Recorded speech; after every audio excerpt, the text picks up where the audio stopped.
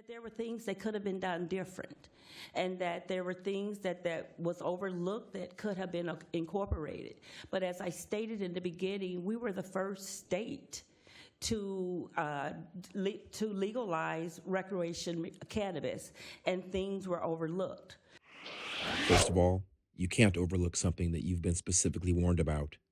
And the board was warned of these racial pitfalls at the inception of I-502 and again in 2016 after Board Member Ollie Garrett's arrival. We did everything was great. We did everything according to the directions from the legislators. We met all of the time frames. Everything was great. Great, great, great. Everything was just great to hear Ollie tell it. The Negroes should be thrilled. Well, we're not.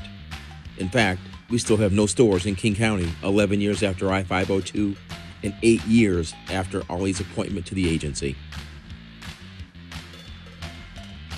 Huh? But you're under concerns right now, though. Yeah. Good to see you. I gotta go. I gotta leave it together. I'm going to introduce you to Aaron Washington. How you doing? Nice to meet you. And could I still get that resume from you? Sir? And was curt when asked about the threat of yet more white solipsism via interstate commerce. The others I interviewed that day were much more accommodating and sincere. More on him and that situation later.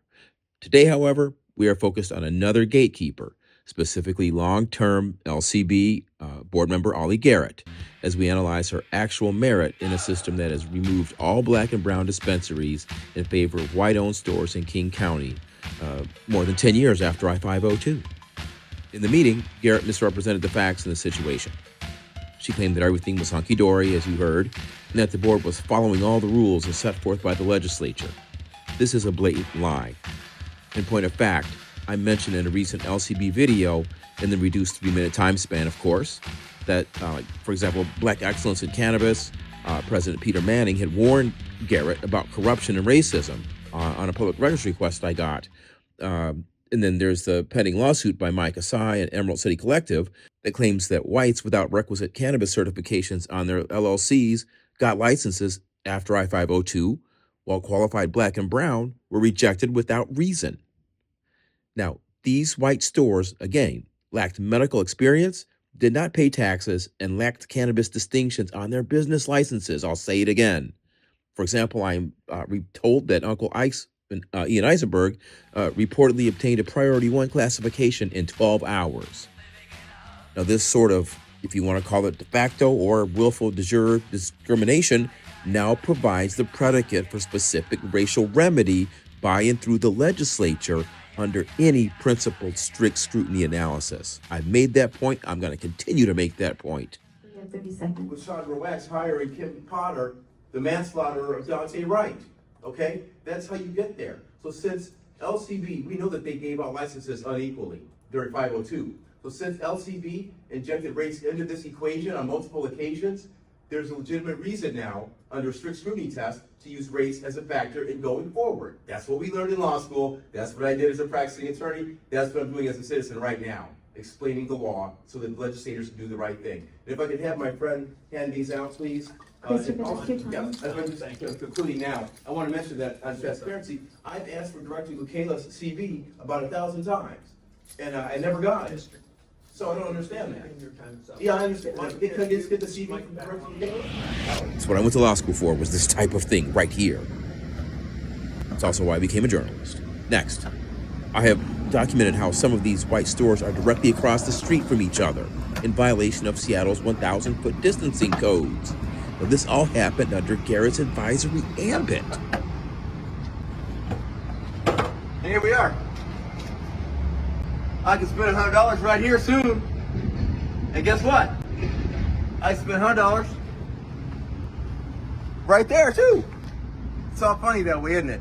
It's less than 1,000 feet too. Kingcast, dollar bill, y'all. Might be 50 Of course, feet. I've been down in Seattle, and Yeah. I've seen white stores within 100 feet of each other. Not less than 1,000, seen them right across the street. So we've got to get that evened out as well. Yeah, I've seen it. Well, but those location decisions Right. are ones that individual licensees make under all of the other restrictions with regard to zoning and all of those other considerations. So that You see, it's not clear to me that the board, again under Garrett's advisory ambit, acted appropriately in allowing those stores to basically co-locate. She also undervalued the efforts of the community to correct 2870 before it was finalized, as well as State Rep Melanie Morgan's role in setting things right. Now, Garrett wants everyone to believe that everything is just great. Remember? Just great, great, great. You heard what she said. Tana Gomez. I don't recognize the public at this time in this work session. Overlook Melanie, Representative Melanie Morgan. She was instrumental in 2870. She was overlooked on purpose by the LCB. She was instrumental in this whole process. So why was she not go mentioned? ahead. Thank you. So, all right.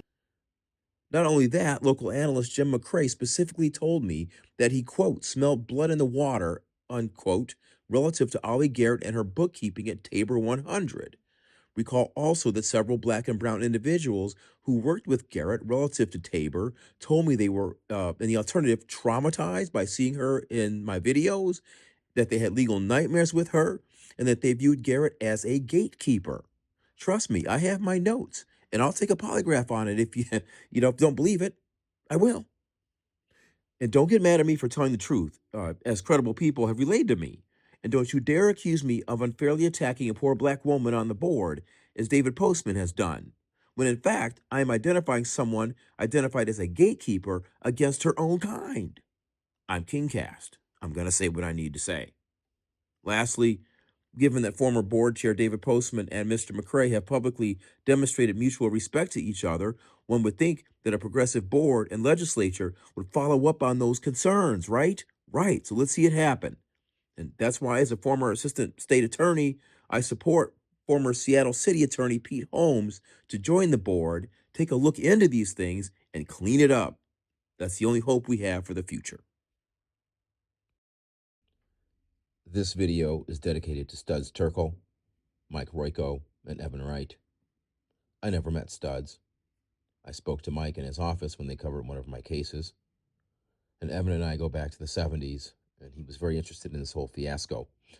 I promised his wife I'm going to pursue it to the ends of the earth.